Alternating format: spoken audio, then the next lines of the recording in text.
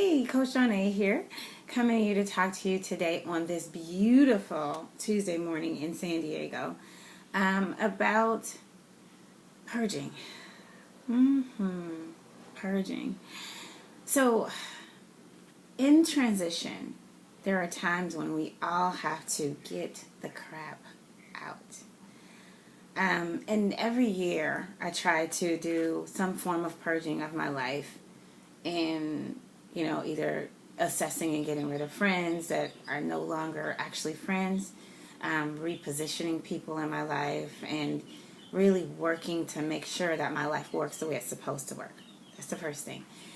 But then I also do a body cleanse. So the body cleanse gets all the crap out that the things that I've done to my body over the last 12 months to heal it, to rejuvenate it, to generate something new, to help it to actually be able to protect itself from disease by just cleansing out the toxins. And those things are normal for me. Those are the normal things that I do every single year, and I've been doing them for a very long time. But this year, the year of abundant rain, there's a different kind of purge going on. And this year is actually a purge of inner stuff and the stuff that can hold me back from the next year's stuff. And I thought that since I'm in the middle of this purge, then, or maybe at the beginning, I don't know. I don't know how long it'll be. But at the beginning of this cycle of getting rid of things and moving things and shifting things and healing, and it's all, I'm sure, a part of things leaving and things coming. Remember, we were talking about how things come and go at the same time in your life. It's that same process. And so I figured that since I'm in the middle of this process, then some people out there, some other than me, might be in it as well. And so I wanted to talk to you about how to handle it. How to really and truly handle all the shifts that are going on in the purging. Because I've found that there's a process to the handling of the purge. And in the process of handling the purge, I've come up with a few key areas that I really wanted to share with you about focusing on them so that they make sense and you get the best outcome that you can in your purge. So the first thing that I was thinking about when I think about this whole purge thing is get grounded. And when I say get grounded, I mean truly ground yourself in the things that you know that you're sure of. Like Oprah talks about how she has this whole series, or she had this whole series of what I know for sure. Get grounded in what you know for sure. Not your opinions of things, but the actual fact of what's going on in your world. See, what I know for sure is I'm a speaker. What I know for sure is that I love people. What I know for sure is that I really and truly want the best for my life, and I'm willing to do what it takes to have the best in my life. So those are the things that I know for sure. So those things ground me no matter what I'm going through. I know that I will always be loved by my family. That I know for sure. I know that I will always have an amazing experience and connection with God. I've always had it. I always will, because I work to keep it. I know for sure that I have to focus on becoming the best me possible in order to serve the world the way I need to serve it. So those are the things that ground me in the middle of all of the shifts. Because when you're purging, there are a lot of shifts going on. A lot of things happen to create this person that you are. And actually, this purge, or this portion of the purge, came from me talking or listening to the Millionaire Women's Summit last week. And really having things like money is a heart condition, and things that, and Venus Oprah said that, things like what CC Clark said about how money came but it didn't stay, things like about how people kept just going over and over the idea that, wealth comes from healing inside, and it comes from grounding and centering yourself on the things that you know for sure about life. And then eradicating the things that don't fit in the next part of your life. So that's the number 2. We, as individuals, have experienced tons of stuff. So some of us have experienced wonderful things throughout our childhood, and some of us have experienced horrible things throughout our childhood. And those things actually shape you as you grow. They don't necessarily determine your outcome unless you let them. But they do shape your perception and your reality, because internally they become a part of who you are, and then you externally exude that. Okay? So, say for instance, you were told every day that you were beautiful and that you were really talented. That looks like Justin Bieber, who has been drumming on the drums since he was like a baby. Like literally keeping the beat without being trained at a year and a half.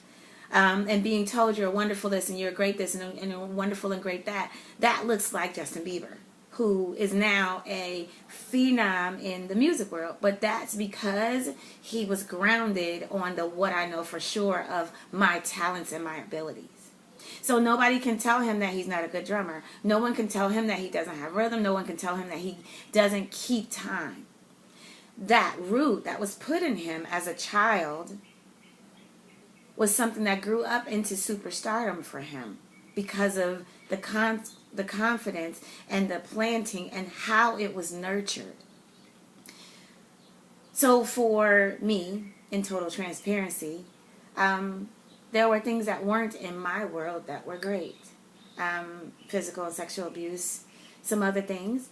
And because of those things, the perceptions that I now live with every day have a whole lot to do, as I'm learning through the purge, with how I receive and perceive people, places, and things in my world.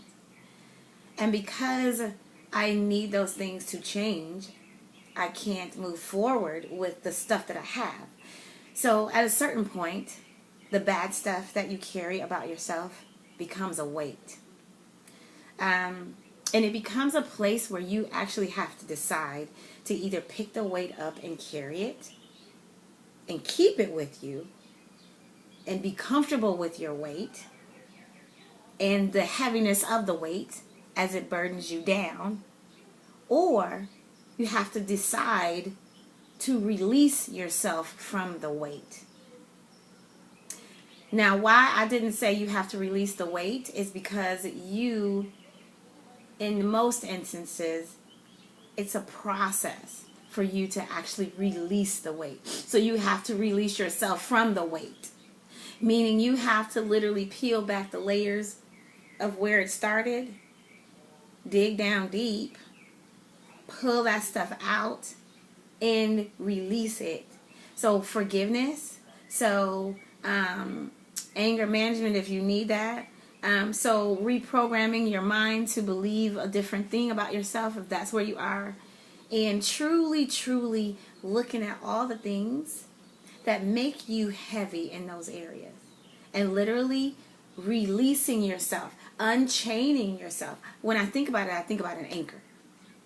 And so an anchor is this, think about a ship and how the ship can just move and it'll keep going and it'll keep, and even if you don't have it turned on, if it's on the water without the anchor in the sand underneath it to hold it down and weight it down, and literally the anchor, if this was the sand, the anchor grabs hold of the sand so that the ship above can't go anywhere. It won't be tossed by waves. It won't be tossed by waves. Well, it might be tossed by waves, but it won't go out to shore unless the anchor becomes detached, right? So the whole idea of you releasing the things is actually you allowing yourself to be untangled from the anchor and let the anchor go. Detaching the anchor from your ship and being available to drift into things that you are supposed to drift into. and not be held back by the anchor, because at a certain point, whatever the ship has to do, if it's docked because the person is because it's a cruise and they're at a specific location and they want the people to actually enjoy that location for a time, and you do have places in your life where the anchor has kept you safe. It's been a place of shelter for you. It's been a place where you could actually have a what I know for sure. But even in those spaces, it's actually most times when it's time for you to let go of the internal anchors, it's time for you to have a different what I know for sure. Because the anchor is not serving you to keep you grounded anymore. It's actually holding you down from sailing to your next destination. It's actually keeping you from moving forward to the next place that you need to go in order to be able to have the next experience. So the second thing is really and truly releasing the weight from you so that you can actually have a new experience. And the third thing I think that is very important for us to know about is embracing. See, a lot of times when we let go of the anchor, we have held on to that anchor, that weight, that thing that has given us security in our own mind of what we know for so long that it has actually become a part of our makeup. So we think like it, we breathe like it, we live within those confines of the weight that had us. So what that looks like in real life is somebody who was physically abused, or sexually abused, or emotionally or mentally abused, never truly shining their light because they live in a cycle in their mind of, I'm not worthy, I'm not good enough, I'm not enough, I don't have enough, I can't give enough, I don't know enough, I can't be enough, there isn't enough of me, and I lack. So in those things, because you've wrapped yourself in that, because that actually wrapped itself in you, because of that root that you have, you limit yourself. And so releasing the weight means that now you have to embrace a different thought pattern about yourself.